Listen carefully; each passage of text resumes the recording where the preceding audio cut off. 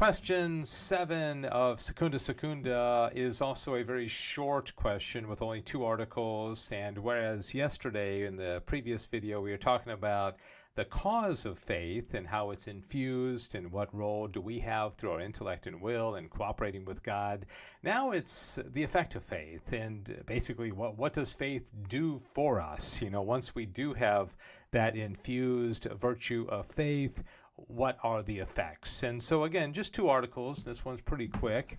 Article 1, whether fear is an effect of faith. Now, Thomas is going to say, yes, fear is an effect of faith, but he's going to talk about 2 different kinds of fear. One of them is more perfect than the other, and he says that fear is a movement of the appetitive power.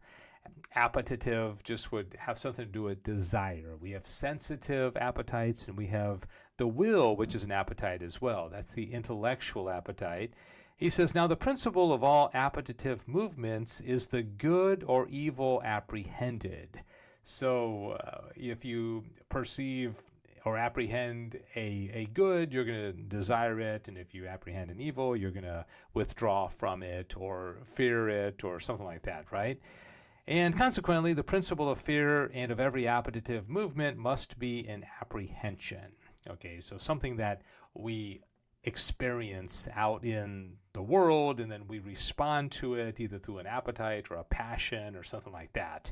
Again, through faith, there arises in us an apprehension of certain penal evils, okay, something related to punishment, which are inflicted in accordance with divine judgment. In this way, then, faith is a cause of fear whereby one dreads to be punished by God, and this is what's called servile fear. Okay, so it's not a bad thing. We're afraid of God. We realize that God is a God of justice, and we don't want to go to hell. We don't want to be punished by him, and so we're afraid. Okay, so that fear, that knowledge of God, will cause the servile fear.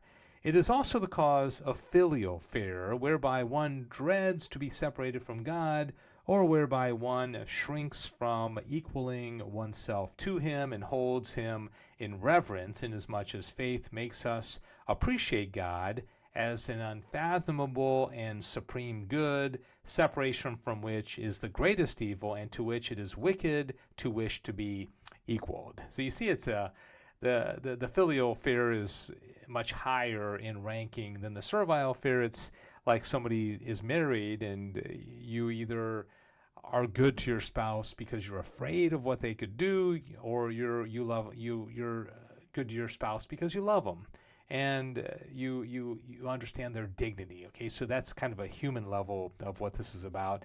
Of the first fear, that is servile fear, lifeless faith is the cause, while living faith is the cause of the second. That is filial fear, because it makes man adhere to God and to be subject to him by charity. So you see how the charity, that final and the highest of all the theological virtues, is worked into this as well. So fear, yes, is an effect of faith. The second one, the last article here, whether faith has the effect of purifying the heart. Does it do something to us? And again, a really interesting brief explanation here from Thomas. He says a thing is impure through being mixed with baser things. For silver is not called impure when mixed with gold, which betters it, but when mixed with lead or tin. Okay, great example. Thomas always uses good examples.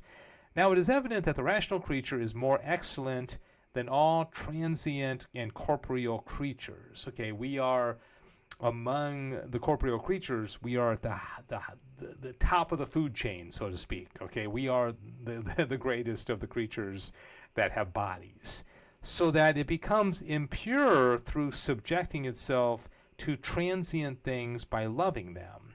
Okay, so as the highest of the corporeal creatures, if we lower ourselves by becoming overly mingling with that which is lower than us, then we're defiled. From this impurity, the rational creature is purified by means of a contrary movement, namely by tending to that which is above it, or God.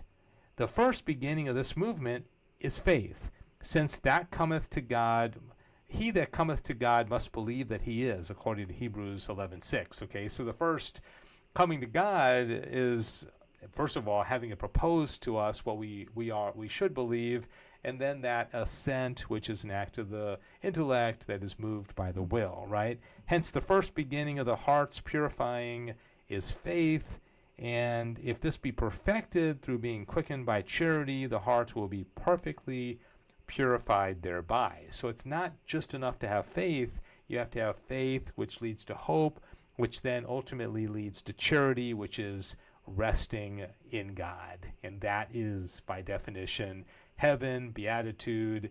That is the beatific vision, right? But we can have some of that, a little foretaste of it here below as well.